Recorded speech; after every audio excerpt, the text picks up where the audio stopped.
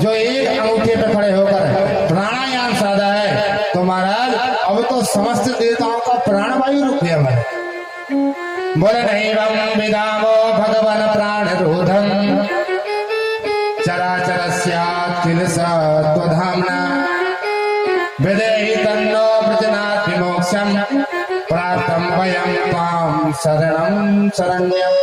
सभी देवता ब्रह्मा जी के पास में गए हैं। बोले प्रभु हमारा श्वास रंग रुक गया है, हमारा प्राण वायु क्यों रुक रहा है। ब्रह्मा जी ने कहा भैया मैं भी नहीं जानता।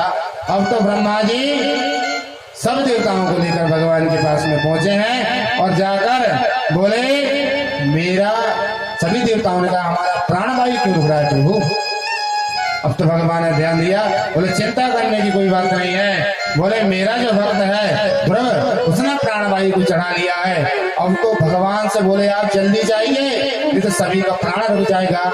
अब तो भगवान हरि अवतार लेकर के गरुड़ पे बैठकर महाराज दौड़े हैं भगवान। क्या लिखते हैं सुखदेव जी महाराज, बोले मधुर वनम भ्रत दक्षया गता। देखिए भगवान की महिमा, भगवान भक्तों पे कितना अनुग्रह करते हैं। आपने भक्तों को भगवान करते हुए जाति तो देखा है, लेकिन आज भगवान दर्शन देने नहीं आ रहा है।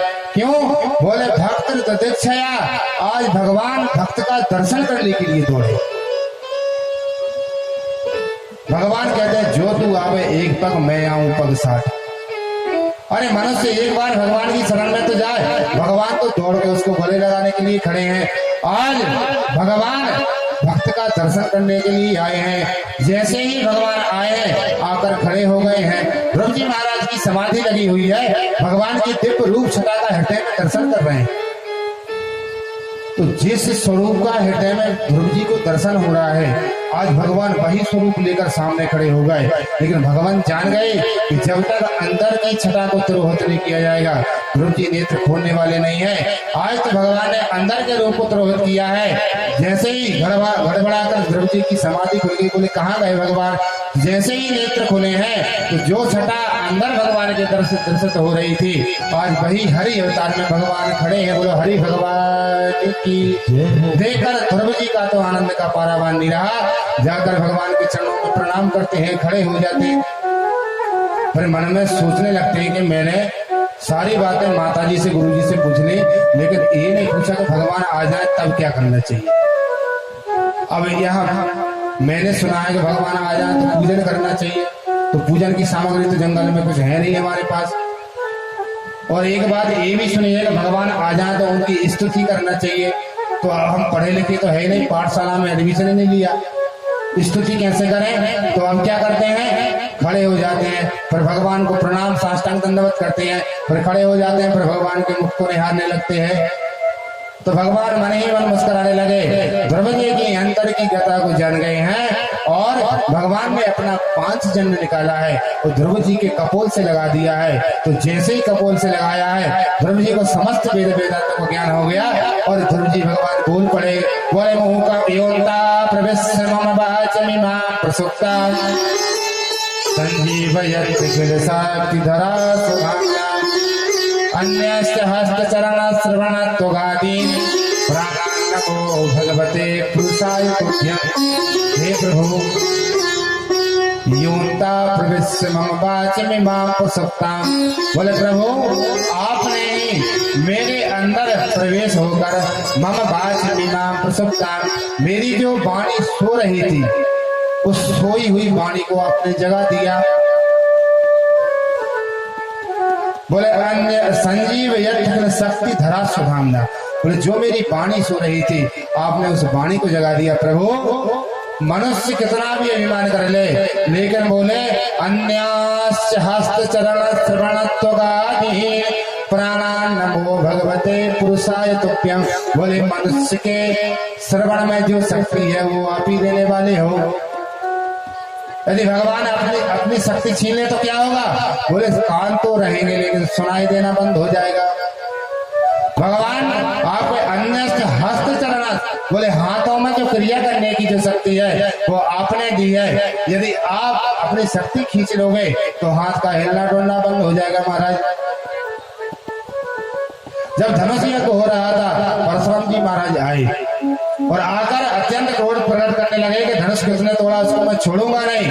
और जैसे ही अब आग बबूला हो रहे हैं, लक्ष्मण जी महाराज और ज्यादा उनको चढ़ा रहे हैं और फरसा भी हाथ में ले लिया है, लेकिन और आंखें भी लाल हो रही हैं, मारने के लिए तैयार, लेकिन हाथ हिलता नहीं। और लक्ष्मण जी बोलते हैं प्रभु आपका फरसा हमको पहचान गया, आपका हाथ हमको पहचान गया, लेकिन आप हमको नहीं पहचान पा रहे हैं। परशुराम जी ने कहा मैं मारना भी चाहता हूं लेकिन मेरा हाथ हिलता क्यों नहीं।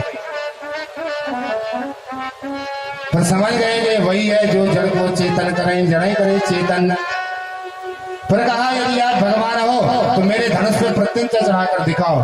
तो धनुष जड़ था, देने के लिए जड़ था, लेकिन देत चाप आपो चली गई, अपने आप चला गया धनुष भगवान के पास। समझ गए कि भाई परब्रह्म परमात्मा है, जो जिसके कृपा से ही संसार में पूरा संचालन होता है। तो कहना चाहते हैं कि जो हाथ में शक्ति है वो भगवान की प्रदत्त है। यदि भगवान अपनी शक्ति खींच लेंगे तो आपका हाथ चलने वाला नहीं है। अन्य हस्त चरण श्रवण त्वगादि, बोले पैरों में जो चलने की शक्ति है वो परमात्मा देते हैं। दिव्य भगवान की स्तुति की है श्री ध्रुव जी महाराज ने। अब भगवान ने कहा ध्रुव वरदान मांगा, क्या मांगना चाहते हो? बोले प्रभु मांगना तो बहुत कुछ चाहता था, लेकिन अब मांगने की बिल्कुल भी इच्छा नहीं है। भगवान ने कहा ध्रुव हम तुमको वरदान देते हैं 36,000 वर्ष तक राज्य करो, उसके बाद में हमारे दिव्य ध्रुव तारे पे अटल बन के रहना और हमेशा उस पर निवास करना। भगवान वरदान देकर चले गए। अब ध्रुव जी को मन ही मन बहुत गिलानी है कि मैंने क्या कूड़ा करकट भगवान से मांग लिया। लेकिन जब तक भगवान का साक्षात्कार नहीं होता तो संसार में ही सारा सुख लगता है, और जब प्रभु मिल जाते हैं ना तो संसार की हर वस्तु कूड़ा करकट की तरह दिखने लगती है। लेकिन मन में यह भावना थी कि राज्य पद मिलेगा इसलिए भगवान की प्राप्ति करूंगा।